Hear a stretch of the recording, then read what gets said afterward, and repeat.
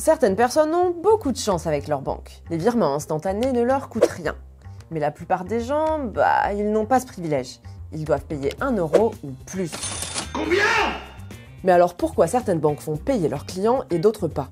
Pour répondre à cette question en apparence anodine, il a carrément fallu convoquer un expert de la Banque de France. Il s'appelle Pierre Bienvenu et il est chef du service des moyens de paiement scripturaux, un mot compliqué pour parler des paiements par carte bancaire, chèque, crypto ou virement. Le virement instantané, ça suppose des infrastructures pour que les banques communiquent entre elles et que les fonds circulent. Et ces infrastructures, elles ont d'abord dû être construites, elles ont dû ensuite être rodées, être financées aussi par les établissements bancaires. C'est des systèmes d'information qui doivent fonctionner 24 heures sur 24, 7 jours sur 7, 365 jours par an.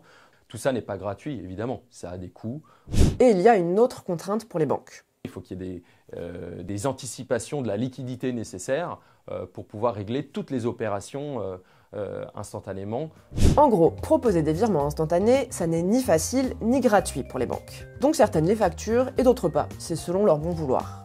Aujourd'hui, seules 25 banques sur 128 en France proposent des virements instantanés gratuits. Mais tout ça va changer dans les prochains mois.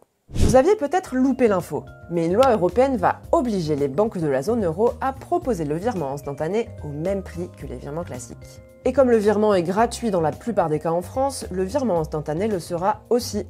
Pour que cette mesure soit 100% effective, il faudra patienter jusqu'à octobre 2025. Mais qu'est-ce que ça va changer ? Déjà, ça devrait faire exploser les virements instantanés alors qu'ils ne représentent que 6% des virements aujourd'hui en France. Et selon notre expert, ça pourrait vraiment révolutionner notre façon de payer. Grâce aux virements instantanés, on pourra peut-être construire des moyens de paiement électroniques alternatifs à la carte pour payer en magasin, éventuellement au travers de moyens d'initiation de type QR code. Il y a aussi dans le monde des relations entre entreprises, on pourra mieux relier la facture avec un règlement instantané. La réception de la facture peut être immédiatement couplée avec l'émission d'un virement instantané. Donc, ce qui est important de noter, c'est qu'il y a plein de nouveaux services qui appuient ce développement du virement instantané. Parmi eux, il y a Wero, une solution de virement instantané qui va progressivement remplacer Paylib. Envoyer et recevoir de l'argent instantanément, c'est pratique, mais est-ce que c'est pas un peu risqué ?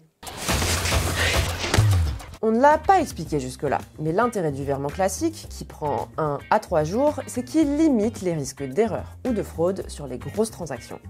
Lorsqu'un virement est initié, la banque émettrice envoie une demande de transfert d'argent à la banque réceptrice. Ce processus permet de s'assurer qu'il y a des fonds disponibles et d'effectuer d'autres vérifications.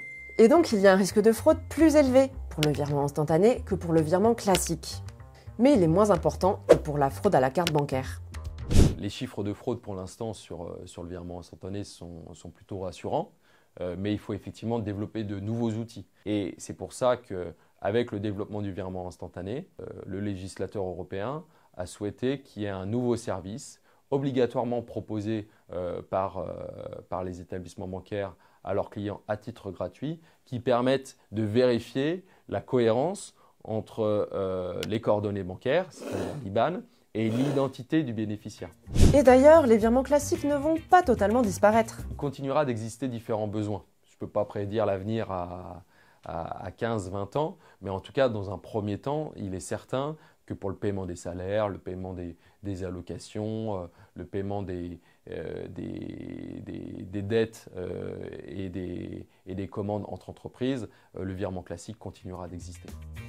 Voilà pourquoi, même à partir d'octobre 2025, votre salaire mettra peut-être encore 1 ou 2 jours à arriver.